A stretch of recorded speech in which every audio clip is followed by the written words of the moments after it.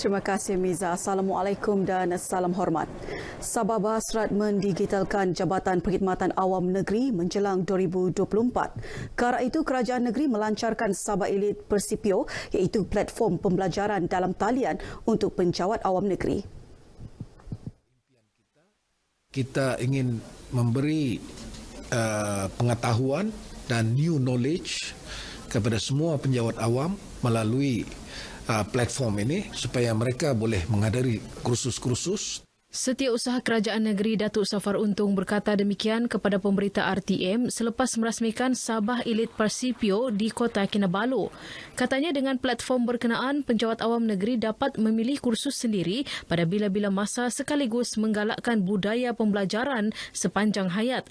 Pada masa ini, Jabatan Perkhidmatan Awam mempunyai 1,500 lesen dan telah memilih kursus berdasarkan kecekapan khusus untuk pegawai dari grade 41 hingga JUSA.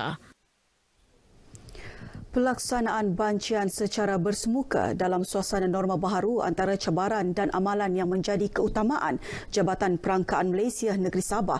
Sehubungan itu, pematuhan terhadap SOP ketika menjalankan tugas antara yang dititikberatkan bagi memastikan tiada kluster COVID-19 diwujudkan sepanjang proses bancian dilaksana. Bercakap kepada RTM, Pengarah Jabatan Perangkaan Malaysia Negeri Sabah Zainul Jamil berkata, sepanjang Perintah Kawalan Pergerakan Pemulihan PKPP ini, pihaknya akan memfokuskan kepada aktiviti di lapangan bagi mendapatkan maklumat yang tepat. Sehingga 12 Mac, seramai 542,200 orang penduduk di Negeri Sabah telah dibanci iaitu 13.7% daripada penduduk Sabah, manakala sebanyak 162,000 atau 21.4% bancian bagi tempat kediaman. Banci Penduduk dan Perumahan Malaysia 2020 dijangka selesai Jun tahun ini. Hospital Klinikal Kota Kinabalu menyambut baik pemberian kuasa kepada pengamal perubatan swasta di bawah Seksyen 10-2 Ordinan Darurat Pencegahan dan Pengawalan Penyakit Berjangkit pindaan 2021 bagi mengendalikan kes positif COVID-19. Ketua Pegawai Eksekutif Hospital Gleneagles Kota Kinabalu, Dr. Tan Bee Huai berkata pemberian kuasa itu jelas membuktikan kepercayaan kerajaan, khususnya Kementerian Kesihatan Malaysia terhadap pengamal perubatan swasta untuk membantu dalam aspek kesihatan awam. Ini amat bermakna dan ia menunjukkan bahawa mereka mempunyai keyakinan kepada juga perkhidmatan yang diberikan oleh perkhidmatan kesihatan swasta sama ada daripada hospital atau daripada klinik pakar perubatan keluarga yang mempunyai peranan yang besar mengenai penyakit berjangkit ini. Dr. Tan bercakap kepada RTM bagi mengulas mengenai perkara itu di Kota Kinabalu. Menteri Kesihatan Datuk Seri Dr. Adham Baba dalam kenyataan di Putrajaya pada Rabu memaklumkan seramai 186 pengamal perubatan swasta diberikan kuasa di bawah Seksyen 10-2 Ordinan Darurat Pencegahan dan Pengawalan Penyakit Berjangkit pindaan 2021 bagi mengendalikan kes positif COVID-19. Kesemua mereka berkuasa mengeluarkan perintah pengawasan dan pemerhatian di rumah atau pusat kuarantin dan rawatan COVID serta arahan pemakaian gelang kuarantin. Di Sabah, 2 pengamal perubatan swasta diberikan kuasa tersebut.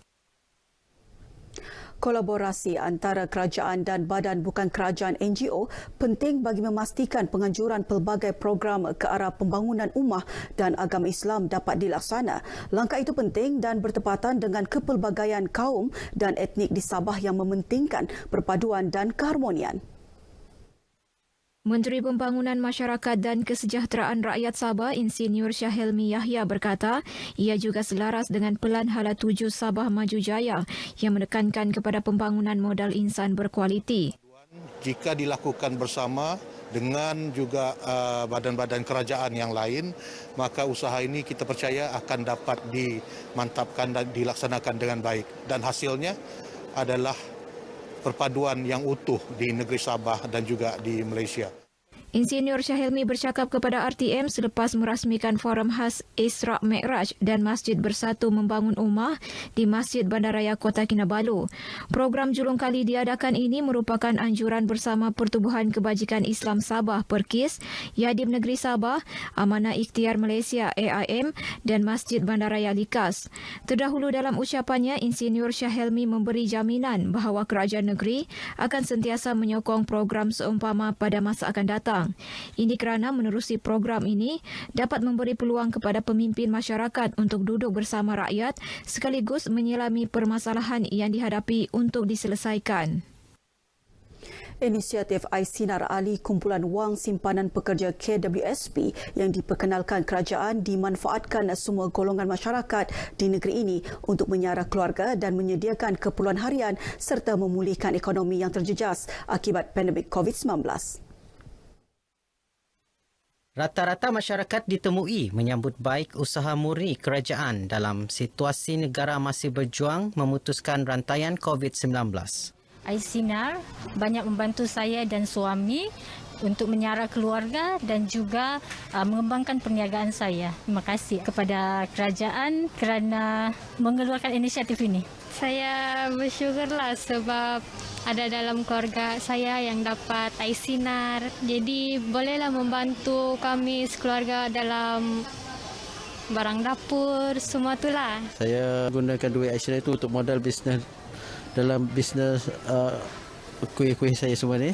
Dan ia sangat bermanfaat bagi saya dan isteri saya. Kami kan pelancongan. Jadi pelancongan sekarang kan ada menurun sikit. Jadi adanya iSinar ni dia dapat membantu dari segi keuangan. Kena lagi saya anak sulung. Saya ada keluarga, saya ada adik. Jadi saya bantulah. Kira-kira 2 juta ahli kumpulan wang simpanan pekerja KWSP di negara ini mendapat manfaat yang dianggarkan bernilai 14 bilion ringgit. Sekian paparan berita dari negeri di bawah bayu. Kembali ke Angkasa Puri bersama Miza. Silakan.